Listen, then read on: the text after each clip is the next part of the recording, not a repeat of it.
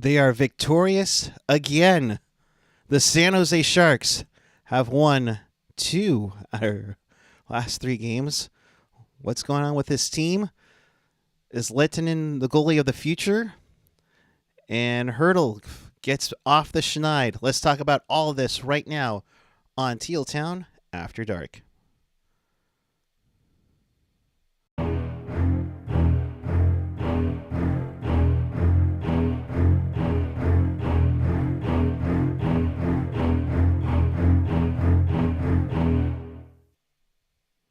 Good evening, everyone. It is Saturday night, April 23rd, 2022. The Sharks are victorious by a count of 4-1 over the Chicago Blackhawks, and we welcome you to this edition of Teal Town After Dark. This is your live interactive Sharks postgame. We do this after every game, so if you want to be part of the show, here's how to do it. Chat with us and fellow hockey fans all over the world, along with Sharks fans on the YouTube page or the app. Of course, follow us on the social, Twitter, Instagram, Facebook, SoundCloud, YouTube, the good old Reddit, Discord, and find everything at tealtownusa.com. And with that, good evening, everyone. Hockey Jerk really joined the conversation. Shame on you. We're not supposed to be using that. My goodness. How did that happen again there? All right. Good evening, everyone. I am joined by Felix Chow. Uh-oh. No, I don't hear him. And I'm sorry. How's it going, y'all? There you go. The unmute button. And Mr. Ian Reed. Hello, hello. So an interesting one. The Sharks begin a set of back-to-backs. They play Chicago earlier tonight, and they'll go after Vegas tomorrow night, with huge implications for Vegas taking on the Sharks. So that should be interesting one. But being at the game early on, guys, Ian, I'll start with you. Definitely felt very sloppy or lazy a little bit between both teams.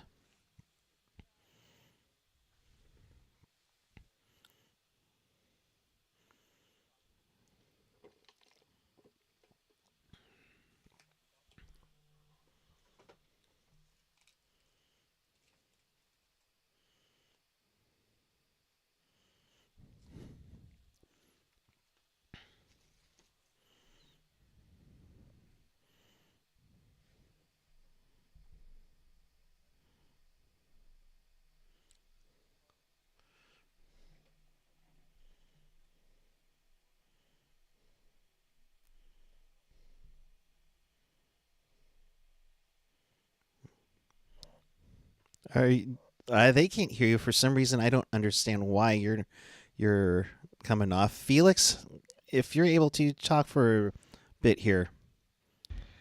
Yeah, it was pretty sloppy. And you know what? Again, like I'm gonna just echo what Ian said. Like two teams are basically playing for nothing at this point, and like both teams are. Both teams are. I guess trying to prove that they can. They have something to sort of build towards. And but yeah, no, and I think you're gonna touch on this, but obviously the Sharks would get on the board. Gotcha. There. I could see you're coming in, Felix. Ian, if you can talk to me about the Weatherby goal that happened about 6 minutes in, and I can see if you're with us here for some reason. Yeah. Oh.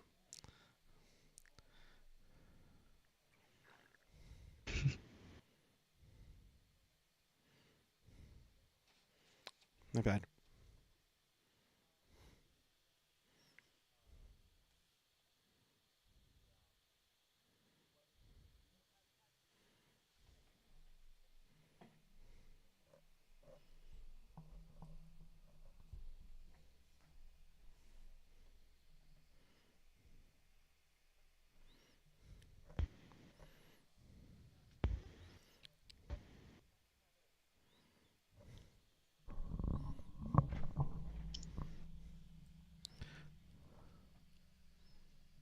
They still can't hear you. Unfortunate.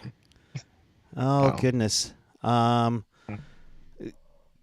Yeah, yeah, sleepy mofo, of course. Ian's mic only works at 10 p.m. Pacific time. Uh, yeah, I'm not Okay. sure. Should we? Maybe do the replug and plug back in again. Um, but Felix, I'll ask you what Sure. did you think of the Weatherby goal, and I can see what I can do for Ian really quick because I Yeah. can hear you fine, Ian.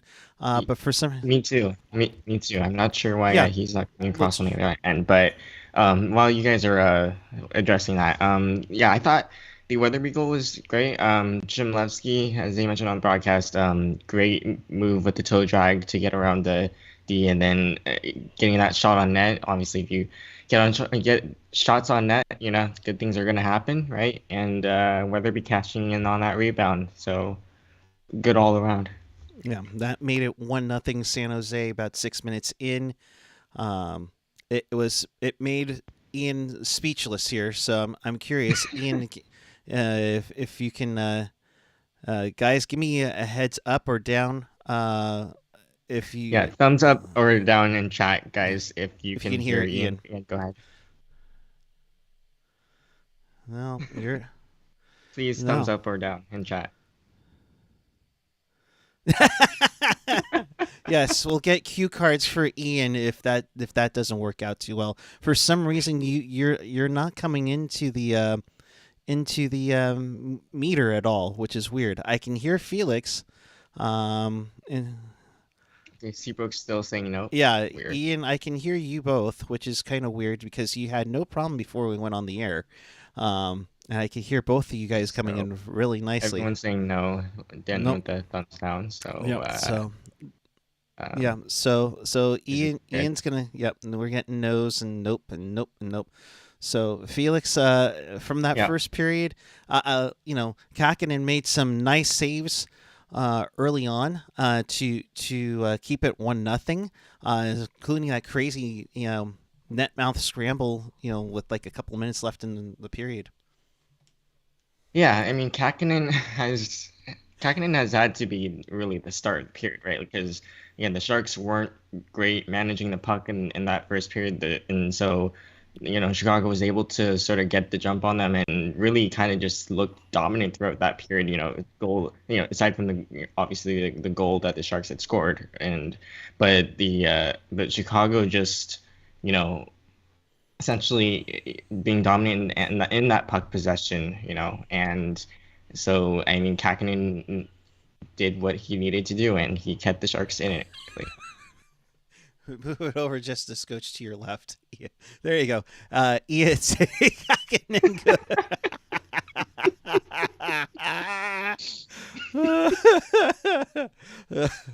No, you're good. You're good. No, you're totally fine, Ian. It comes through. Chester Chivo yeah, saying free Ian's mic. Um, we may someone put in a super chat so that he can maybe invest in a oh my solution gosh. for that. Well, yeah, that's the. It's Sure, right. it's an Ecam issue. I mean, Okay. yeah, because I have you all here. You're all logged in. I'm like literally like scrambling like what the heck is going on here? This is not supposed to be having this issue. Which is so bummerific on there. But you know, it's it's sound levels, everything is fine. I don't know. Oh, So interesting. so pin bass, pin bass. Um Barabanov made a difference on the Hertl line. Yes, the return of Alexander Barabanov to the lineup tonight. And he showed in Oh, the wait. second period as Hertl gets a goal, minute 8 in, just as I was leaving the building. I'm muted now. I'm This muted is now. just great. This is great. Oh, Seabrook's just Just kidding. kidding. Oh, thanks a lot, Seabrook. You can't do that. You can't do that. Um, yeah.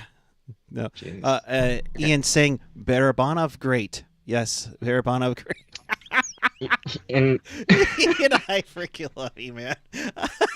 but um, yeah, sorry, like, and I'm gonna and just to piggyback off of that, since obviously no one can hear Ian, but like I'm gonna, and it's funny because Jerk tweeted, Mark, I believe, Mark also tweeted to, for the Sharks to re-sign Barabanov, and Jerk tweeting, Mark also drinking the Kool-Aid. So I'm gonna hop on that Kool-Aid too and say re-sign Barabanov because he's definitely earned it this season, and he's shown why, especially tonight. yeah, he was on the line for Hertl. Meier from Hertl, that made it 2-0. That's essentially the game-winning goal there. And then later in the period, about midway through regulation, Meier shovels the puck in past Laakkonen to make it 3-0. Barabanov getting the assist there. I'm gonna keep playing with it, and uh, Chief. What? Let's see. Let me see. Points bad, tacos good. Ian is saying this is going over so well. AJ's gonna like have a fit if he's watching that. You know, to make it 3-0. uh, but then Chicago would get it back late in the second period. Tyler Johnson from Taves and Jones, and that's Seth Jones to make it 3-1. Felix, not a whole lot that Kahkonen could do. That was his only blemish on another nice night for the newest Sharks goaltender. Yeah, I mean, look, the first of all, T's winning the battle against Magna. No D coverage on Tyler Johnson. So just not great coverage all around. And well, I mean, what are you gonna do about that? Like, you can't really do much. So Yeah, it's a tough one, but that makes it 3-1 after two periods. The Sharks, they had scored what, 3 goals on 8 shots and everything. Ian coming in with the comment 8. Yes, 8. Thank you, Ian. But I mean that is absolutely ridiculous to have 8 shots on goal, and have 3 goals. I think they ended up after two periods at 12. So that made it 3-1 after two periods, and you're thinking, oh boy, they're looking pretty good here. And then they get into the third period, where I think that's where the parade to the penalty box kind of began. There was no penalties in the first. We had you had all that stuff here. I wonder what in the world is going on. Just like how I don't understand what in the world's going on here. Uh, you know, so but the Sharks would get a power play thanks to Tyler Johnson, viciously cross-checking um Thomas Bordeleau, and one of which looks like it put Bordeleau into the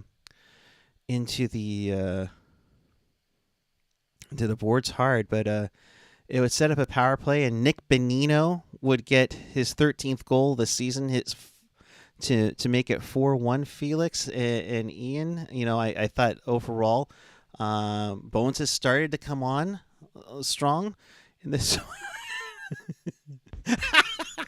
Ian says, Bonino.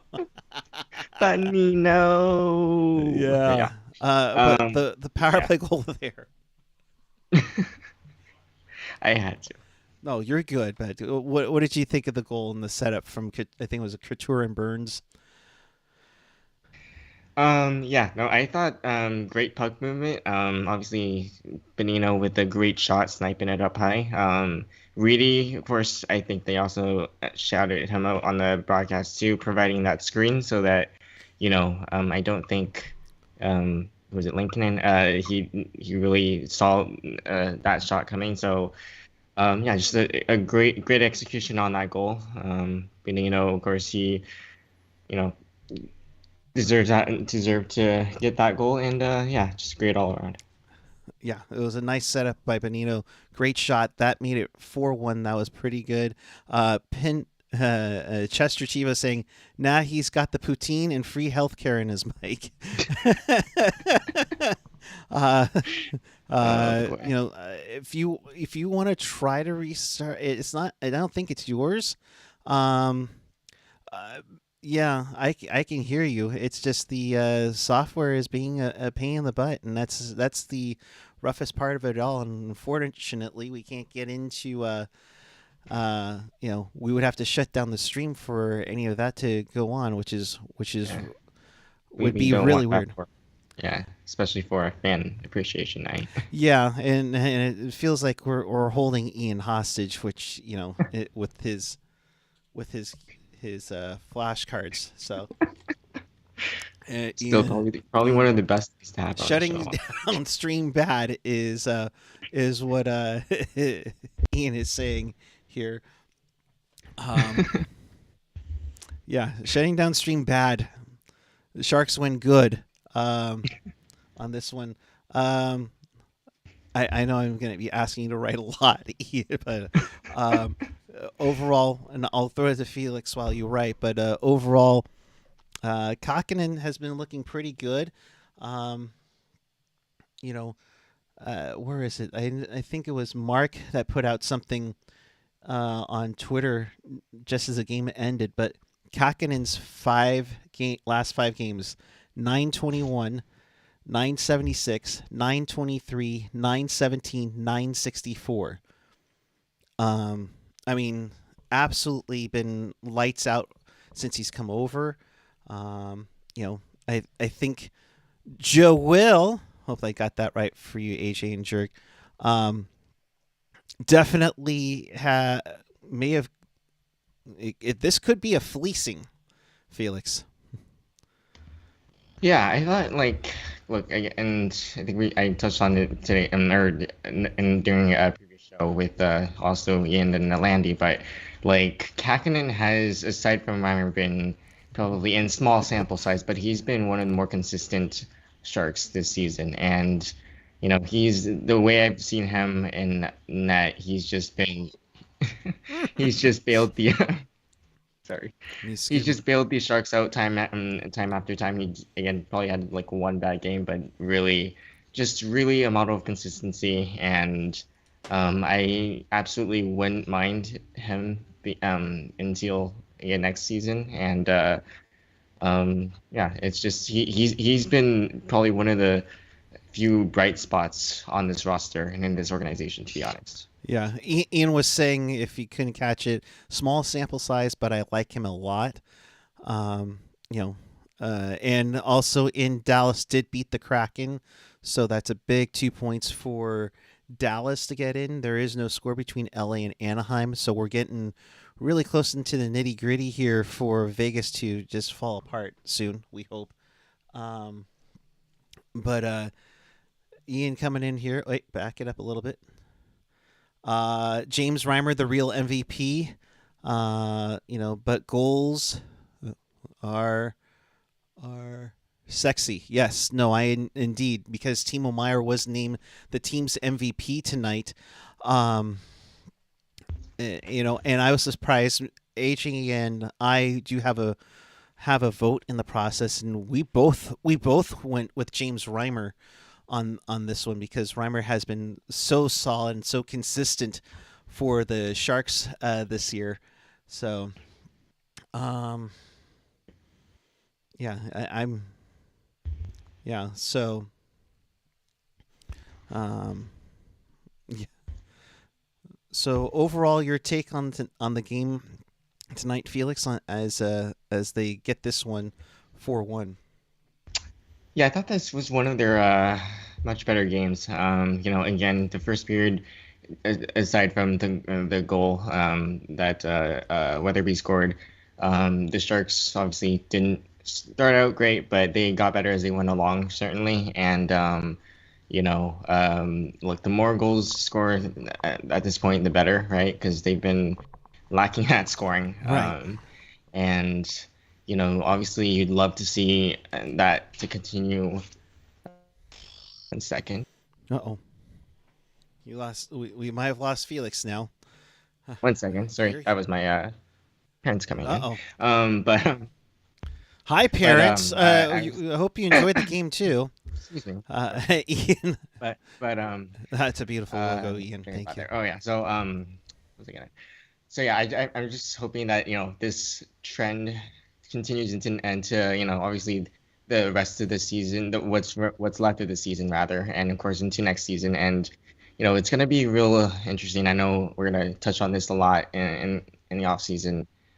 Just the direction of the team, what moves are gonna have to be made, and what the new GM might do. What's feasible and what's not feasible. All those are going to be very open-ended questions coming and going into the off season, and it's going to be really interesting to see how or if the Sharks really do finally do address the current lingering issues. Yeah, it's gonna be interesting to see what they do here, because they need to figure out what they are, who they are. But here's the other catch too, Ian, or and Felix. They're really need to get that GM going, and it's going to be interesting to see where they go with it. Of course, we've heard some mentions here. Yesterday, there was a reporter from LA saying that Kevin Weeks is in talk, or has been one of the names in there. We've heard from Jeff Merrick that freaking meh. so Ian is meh against Kevin Weeks. But also there was talk about John Ferguson Jr., who originally went with the applied for the job in 2003 before Doug Wilson got the gig. So yeah, so that's an interesting one to see. I'm wondering if they wondering here. We have some comments in the chat about Ian's artwork. Marty T saying Picasso over here. Dana Meyerson saying hang that drawing in the Louvre. Chester Chivo, is that an art project? My mom saying Ian the new caricature artist. And I don't think Ian's ever going to speak after this again because apparently people love his project too much. He's going to kill me later. Let me zoom out your so John Ferguson Jr. is old, but adding another DW guy is not ideal. And that's a good point, Ian. Is that he was with the organization, and again he did apply in 2003. But the thing is that I don't know. I mean, I think they wanted some fresh looks. They wanted somebody outside the organization, which I admire them to look and see that they need some new ideas, new concepts from other people. And it's about time, honestly. Yeah, I mean, Weeks would be interesting. He did apply. I know he applied for the Florida Panthers job a couple of years ago when that went to, I think it was Bill Zito. You also have, there's a number of ways that they can go through with it. And Ian saying, John Ferguson Jr. probably deserves another chance, just not here, which is good. Now I'm thinking about it, is as Chester Chivo saying, Ian is so good at podcasting, he makes good points on index cards.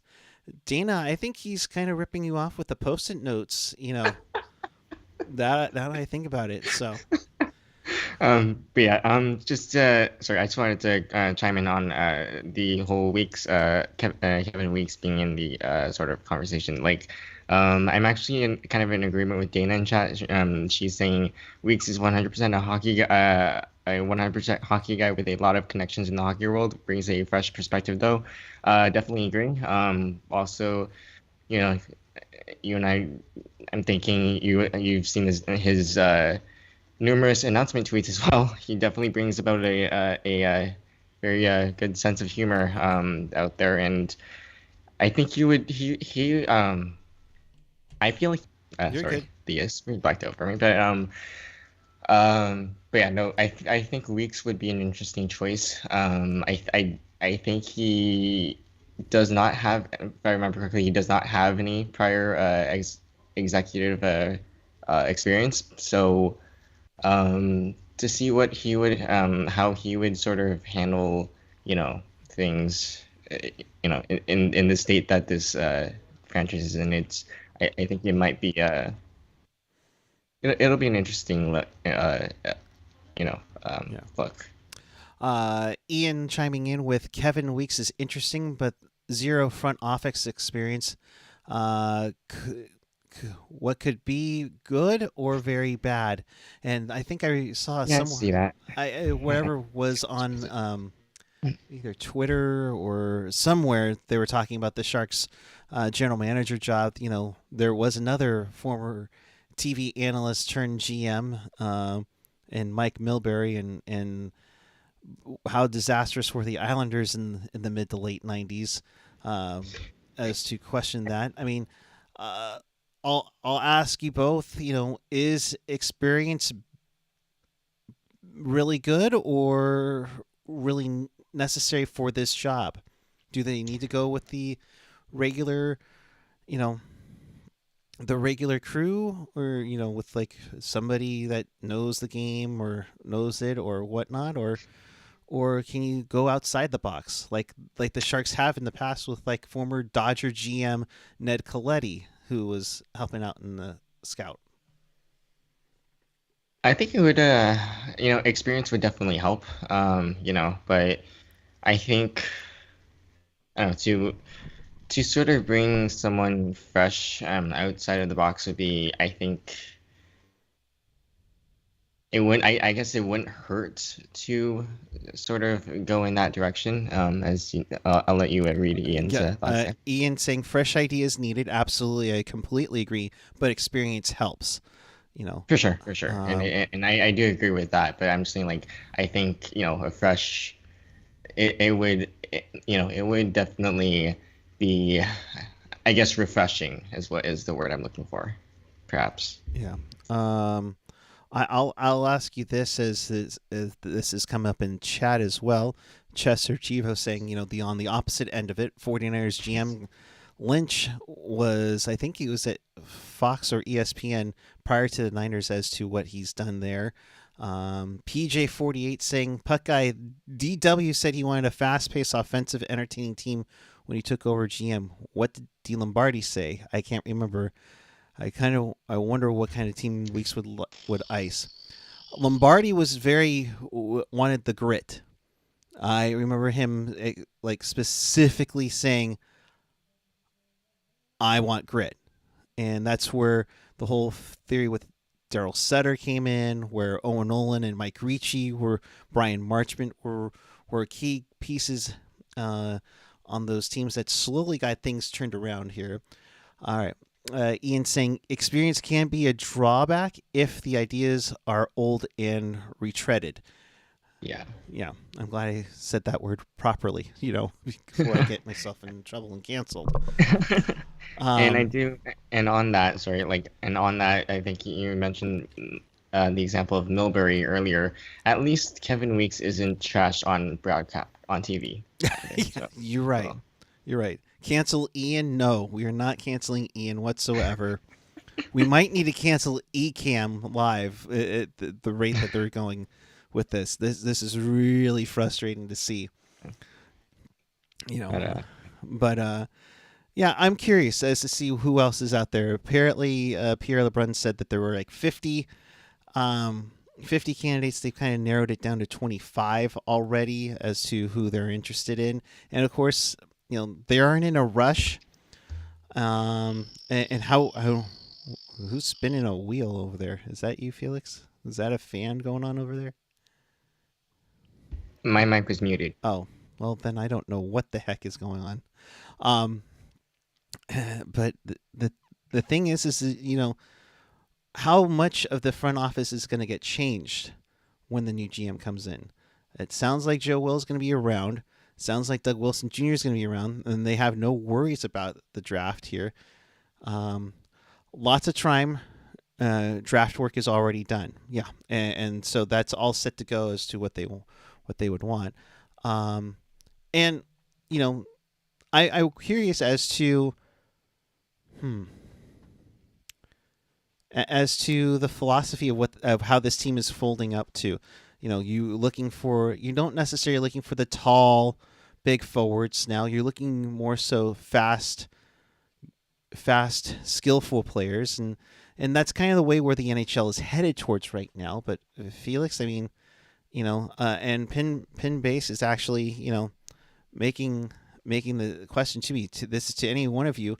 What are you looking for in a new GM? I personally want someone to take this team and build on it. Eh, Skill greater than size from Ian, and I kind of agree with that. What's his view? Yeah, no, for sure, for sure. Yeah, I think look, skill is the name of the game now, right? Like, I mean, this game is only getting faster, and if you can, you got to be able to make plays just quick. You got to be able to score, obviously, and you got to be able to evade defenders and just make smart plays, and you have to be able to adapt to that, and obviously having size helps, but like skill, I think that should be prioritized over size. Yeah. And a lot of people are saying, Doug Wilson Jr. and Shoeshine saying, Jr. isn't ready to be a GM, but he's doing a great job so far with scouting. Chivo saying, Jr. needs to stay on with the scouting department. Jason B saying, are they waiting for Jumbo to win a cup, retire, and become GM? Highly doubtful. One second. So Ian saying, I want a fresh face with no loyalty to Burns, Vlasic, Couture, etc. Which, yeah, I mean, yeah. And honestly, at this point, you have, I don't want to say you have a strong goalie depth, but you definitely have a lot of good goaltenders. For sure. Defense, I almost think the defense is probably what they're going to be looking at in the draft. Of course, you take your best player available, but they do have a lot of skillful forwards now coming up that could be something special. Yeah, I think it's obviously it definitely wouldn't hurt to pick a good D-man at the draft, and that'll for sure address their one of their needs. And I think, look, defense, we've said it time and time again, defense is something that this team has struggled at time and time again. So I'd be really curious to see how that area pans out. Big time, and of course Jason B saying no more 8x8s. Yeah, no, completely agree. No more 8x8s on these deals here for that. So while Ian's writing down, because he's been doing a hell of a job on his best impression here, do yourself a favor, if you haven't already, hit that subscribe button down below. Yes, because this has been a great show to watch. Don't forget, following the game on Sunday night, the Sharks play the Golden Knights. Pucknologist will be on following with Ian. Hopefully, all this issues will happen, and of course, AJ will tell you how horrible my connections are. So check that out. Following Sharks and Knights tomorrow night.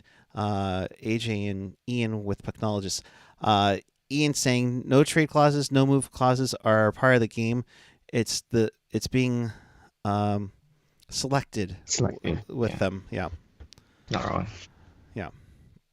And some, the other thing with Chivo saying, do the Barabano and Meier extensions come after the new GM is signed? Maybe Meier, but Barabano, you're probably going to have to do soon too. Mm-hmm. Yeah, and I think I'm gonna check Cap Friendly here, but he's got I think maybe one more year left, or let me see. Yeah, so his contract year is 2022-23, so it's gonna be next season. So Yeah, that's gonna be a big that's gonna be a big decision there. Ian saying Timo yes, Barbie maybe. Yeah. So who knows? But yeah, I'm with you on that. It depends basically whether or not the general manager will be in probably right in time by the draft. I mean, because what a week later is free agency for it and such. So, we are getting some comments from the Sharks locker room here. Shang Ping, thank you very much. AJ at the game tonight, so he's getting the night off here. So I'm kind of going off of what Shang has put out. Couture on pending UFA Alexander Barabanov. Quote, it's not our job. If I do get asked, that's the one guy I think should be a Shark. AJ's eating tacos. Yes, he is. He's probably at Taco Bell right now. And probably asking, hey, when are you guys getting the freaking Mexican pizza again? Yeah, of course. So your take on that? Couture going vote for confidence on Barbie wanting should get re-signed here. Oh, absolutely. Like, I mean, again, like I said, he's earned it. Like, and Barabanov should absolutely have been re-signed yesterday. And of course, be interesting. It's going to be interesting to see what the dollar and term are. But I definitely think he's one that should get an extension. Yeah. Shane continuing on with Meier called tomorrow the biggest game of the year for the Sharks. Quote, I still want to do well in those last couple of games, especially tomorrow. Biggest game of the year against Vegas. If we can, maybe knock them out of the playoffs. Little bit of quotes in there, interesting from Timo Meier. Of course, we'd be remiss if we didn't mention something. But first, Ian is saying, Couture wants players on his line. Hertl gets all the toys. It's so true, Ian, though, because I feel like, Meier and Barabanov are with Hertl, and Hertl's like, yeah, for sure, I look good with all these guys, even though I only scored 4 goals in my last 19 games. I got an extension. But poor Couture, I do feel him. No disrespect to Nieto and Bonino, but my gosh, I think we've mentioned on this program and Pucknologists, those guys might be fourth liners on another team right now. Yeah, and that again speaks to the lack of depth of this team, right? Like, and those guys haven't been particularly great compared to some of the Barabanovs, and obviously Bordelot, who's been really impressive, coming into the league as a rookie, and just it's going to be interesting, to see like what's going to happen with them, and are they going to stay in Teal, or are they going to get shipped out elsewhere, or are they going to like what's going to happen? Yeah. Ian saying, and pardon the language, fuck Vegas. Also enjoy your Game 7 wank. We'd be remiss if we didn't mention that 3 years ago tonight, the Pavelski payback and then the Barclay Goodrow happened on this night, and I will I know we were talking about it in the DMs the other day, guys, but still one of the best games I've ever seen in person before, but we'll leave it at that. Okay, Mm-hmm. It was 3 years ago. We're not ago. NBC. I promise, we're not NBC. Oh, okay, even if it's NBC, let's be honest here. We never forget those comeback games. I mean, that was fun. For sure. Jason, oh, well, wait, let me get Chivo here again. I hate Vegas so much, I'm literally watching the Kings and rooting for them. What have I become? You're not wrong, Chivo.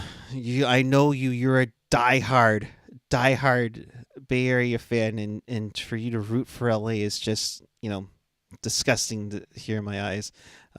Ian saying, cheering for LA. What have I become? The smartest friend everyone I know, yours goes away in the end. Okay. All right, then. Jason B saying Couture needs Dolan and Meier back. Hertl gets Barbie and Eklund.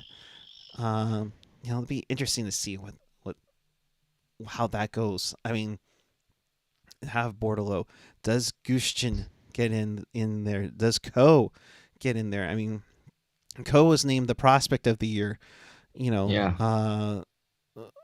tonight. The media good guy went to James Reimer on this one. I guess that's like your consolation prize for hopefully being second in the MVP voting on this night. Kind of weird to announce your team awards when you still have Vegas, Anaheim, Edmonton, Seattle in 4 games. I mean, what happens if Reimer gets 4 shoutouts, Felix? I mean, come on.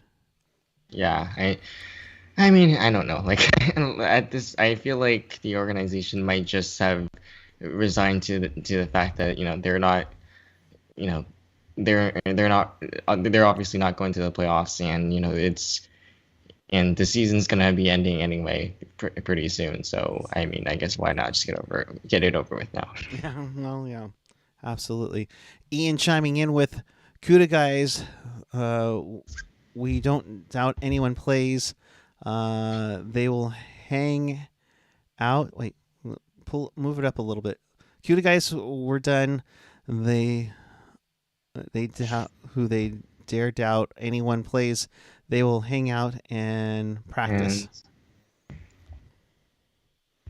So there is that for sure. Yeah. Indeed. I'm sure this has been riveting for you. Announcing it for Fan Appreciation Night makes sense too, though. Yeah, no, you're right, Shoeshine. I totally get that. Yeah, that is a good point. Yeah, so that's a situation. Now I can talk today. The Sharks win 4-1 over the Chicago Blackhawks, and by the way, the whole thing with Chicago. I'm glad we won the season series, and you can go fuck yourselves in the organization. That's all I'm worth. Words, you can, you're an absolute idiot. In NHLPA, with your little report that came out today, or not the other day, last week. Yeah, come on, be better. And here's the thing, and I think I also touched on this, on when I was on for Hockey is for Everyone night, this, if you want an example of how this league is showing everyone that hockey is not for everyone, this is how. The way Chicago has treated this, the way Chicago scandal, or I can talk to you, the way Chicago handled the whole Kyle Beach scandal, the way the NHL handled it, well, quote unquote handled it, and really brushed it to the wayside. The way this report has, just excused, and I get there's this whole legal stuff, but it's still, it doesn't rub any of us right that guys that guys like Aldridge get away with what he did, Brad Aldridge. Let's be clear. Here's the even more troubling thing, though. It doesn't. It's just systematic. It's just systematic failure, right? You're not holding. You're not going to be holding fear accountable. You're not going to be holding the process accountable. It's just total lack of accountability at all levels, and it's honestly baffling. And I hope that they take a hard look at who their process really benefits.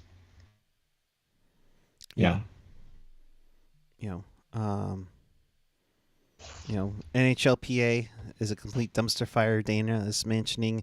Oh, we got to know. Hockey is for everyone. Terms and conditions apply. Unfortunately, is what Ian's putting there. Yeah, that's the sad part about it. It should be for everyone, and it's absolute bullshit that it isn't. Dana, mentioning NHLPA is a complete dumpster fire. How can you say you forgot a call where someone told you USA Hockey just hired a pedophile?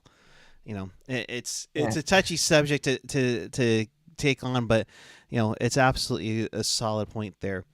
Now, while they're go ahead. Sorry, it's just inexplicable that this whole this whole thing transpired the way it did, honestly. Yeah. Now, on the good side of hockey is for everyone. You wanted to briefly mention a story about the Mexican hockey Yeah, club. so basically, I saw this sort of Twitter moment that was promoted on my feed, and it was really cool. It basically, I believe, was headlining something like hockey growing in Mexico or something like that. But basically, just kind of reading through the article, it essentially was talking about how the LA Kings have sort of this junior program in Mexico City, and basically that um, these kids taking part of this junior program or essentially skating at this rink at a shopping mall, which is underneath a store at a shopping mall, which is apparently a common theme over there. But like they have obviously they have a men's national ice hockey team in Mexico, which is ranked 35th globally according to their to Wow, the 35th. federation over there, which competes in the IIHF World Championship Division Two Group B. But also according to the Mexico Ice Hockey Federation, there are 2,690 hockey players playing there in Mexico. 1,600 of them are junior players, which is really cool. And more than 140 players play in six divisions. I'm assuming in this particular junior program of the LA Kings, and overall, it's just there are stories of how these kids' parents got them into hockey, how they sort of stumbled upon it, and whether it's on accident or not. But it's just the growth of this sport, and we've talked about this Yep. before, but um, it's just really really encouraging to see, and especially in a country like Mexico where obviously you don't have generally there's a lack of resources to have more ice rinks and this and that, and so you don't really have it's not really known for hockey, obviously. It's more known for like soccer and Right. um, and so hockey still isn't taken as seriously as sports like soccer. But again, just sort of the attitude that they have towards the sport and just the willingness to learn about it and, um, you know, uh, have it sort of injected into their veins and be exposed to it, I think is a really, really good thing. Yes. And furthermore, in the article, the Dallas Stars also or have a developing relationship with the Mexico Ice Hockey Federation, and I think the Sharks also did this for do this for Los Tiburones night, but the Stars have been broadcasting games on the radio in Spanish, Yep. and so related to the Sharks, of course, speaking on Los Tiburones nights, it's going to be really interesting in the future. Should we see a sudden influx of Mexican-born NHLers? And I know there's already, I think, one kid who um, feels confident enough to work his butt off to become the first ever Mexican-born player in the NHL, to be in the NHL. Yep. Hockey won't grow if you don't put it in dumb places. Yeah, that's the tough part. In quote unquote dumb places. We should emphasize for those who are listening on here. You know, and I see a lot of this coming in here. Shoeshine saying there needs to be an NHL game in Mexico City soon, just like playing in Europe. Yeah. Absolutely, you just need to find an Mhm. adequate home to get it done. Whether or not that's the case that you got going on here. Ian saying is put a team back in Quebec, zero new fans, which it I makes mean, sense. Everybody says move everybody to Quebec, you're going to have the things grow, but at the same time, I mean, Ian, you it, make a great point. The fans are already there. You know, mhm. you look at what the growth was in the NHL from the '90s when it started with San Jose. You know, you added Anaheim in a second SoCal team. The Jets moved to Arizona. The North Stars moved to Dallas. You had Tampa and South Florida. You have get teams. You saw, Nashville. Now, granted, was there a team in Atlanta? Yeah, and it failed, and they couldn't do that. But Shoeshine's mentioning, Austin Matthews needs to be in that game. Absolutely. Coyotes are dumb. They're amateur hour franchise. Yeah, that's the tough part, man. Yeah. Oh, it's frustrating. Yeah. And also just to touch on Dana's comment, yeah, so absolutely can't underestimate the influence of Austin Matthews, who is half Mexican, being one of the biggest stars in the league, and I think that's huge. And him playing for the Leafs and with the star status that he's got now, I mean, the fact that again talked about before, the fact that he didn't go into baseball or football and instead and ended up being probably one of the biggest hockey stars in the league, that's huge. Yeah, big time. And I can hear an echo. I think that's coming from you, Felix. Oh, interesting. It sure is freaking coming from Ian. Ian says, and we're quoting him, "It's better to try and fail than not try at all." Ian Reed, absolutely. April 23rd, 2022. Absolutely. But I mean, I would say he might drop, but we wouldn't be hearing it right now.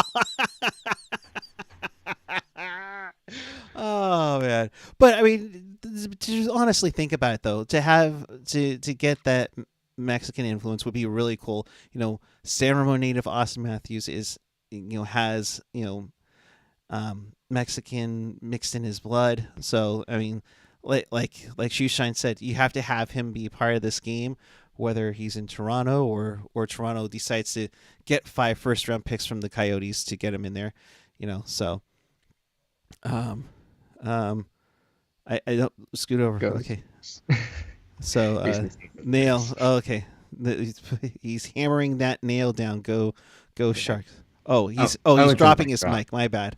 Yeah. Sorry, he was dropping his mic. So, Ian, just say hi really quick. Don't say anything, Felix. I want you to see if this works. No, didn't still work. Damn it. I was hoping something would come up. Ian is saying, "I'm no Picasso." Well, have you seen the Coyotes logo? I mean, let's be honest here. Nice. So, yeah, no, he's not wrong. Yeah.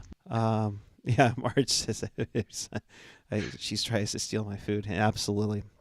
Yeah. All right. So I think that's what we'll call it a night here, folks. We're gonna figure this out one day, and I can't wait to get ripped by AJ any moment now. So the Sharks win 4-1 over the Chicago Blackhawks. We'll give you a brief wrap around because the Kings are leading the Ducks 1-0. So if that holds, the Kings will go to 96, getting closer and closer to clinching a playoff spot. Nashville. Oh, you gotta watch the YouTube channel if you haven't seen this. Ian drawing a coyote, and that's the coyote howling. So, oh boy, we might need to make these shirts, Ian, with these drawings. So LA is currently at 94. If they win, they will go to 96. Nashville has 4 games left. They're at 93. Dallas has 3 games left. They're at 93. Vegas, who the Sharks will play tomorrow, has 4 games left. They're at 97. So right now their tragic number is 5. So I don't think they can get eliminated tomorrow, but the Sharks could really put that nail in the coffin if they were to get that victory, especially in regulation. Yeah, that's gonna be again.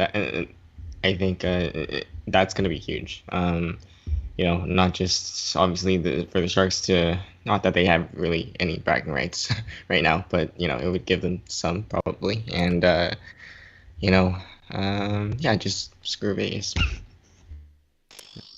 So, we'll get to the comment.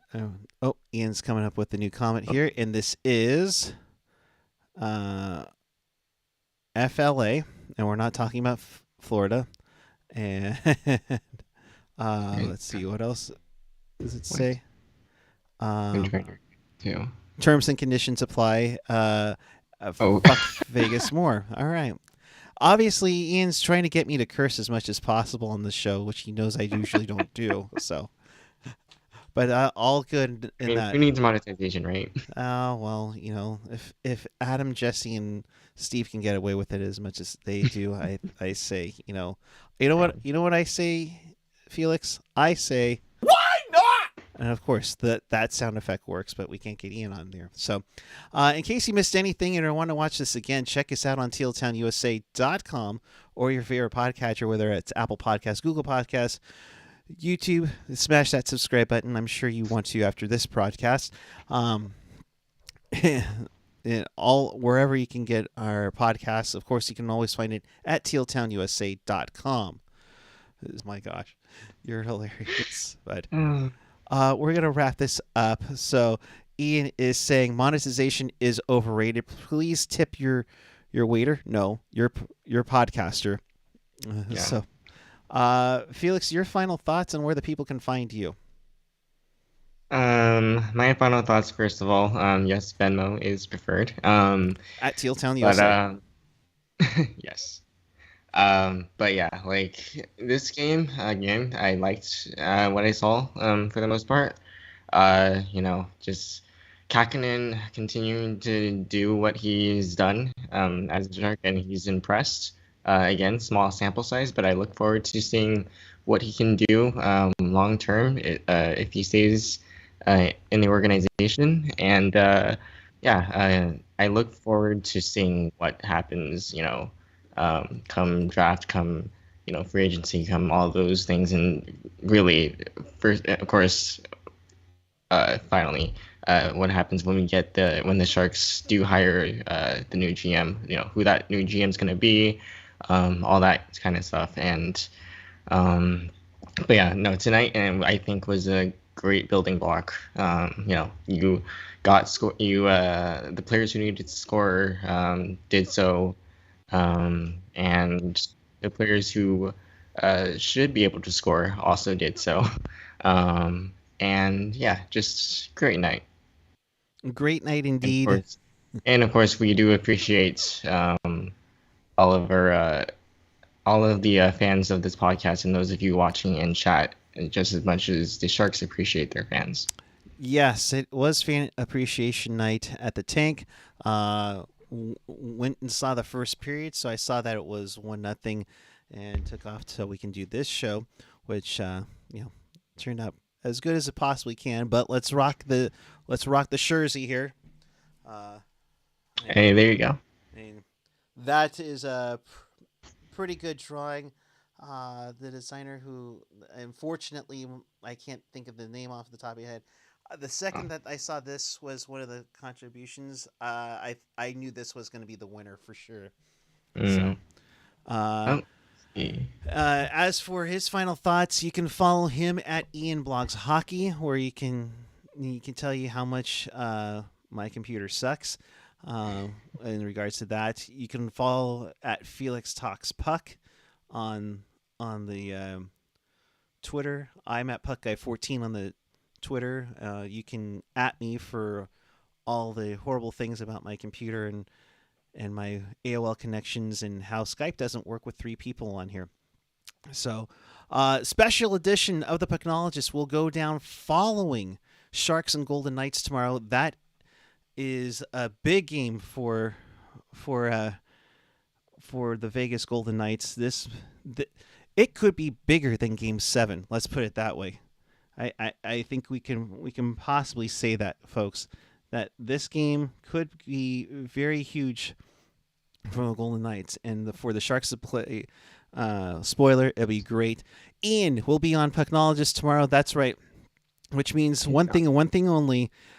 A 3-hour-long Pucknologist planned with AJ and Ian. Maybe Drake makes an appearance after he gets his onion rings from Jack in the Box. We'll see. But the Vegas and the Sharks in Las Vegas begins at 7 o'clock. In fact, I'm sure the Sharks are probably already halfway to Vegas. So, as the host of this show, this is my final hosting call for this season. So I know we've dealt with many difficulties and such. I appreciate each and every one of you putting up with it. We will be better. At least we haven't lost an AOL connect. No, I'm kidding. I'm not going to do that. But the thing is that we do this out of passion. We will get better about this, and we'll appreciate each and every one of you. I'll be at the game on Tuesday. Come say hi, and if you are in Seattle on Friday, I'll be at the game with the girlfriend. So I can't wait. Yes,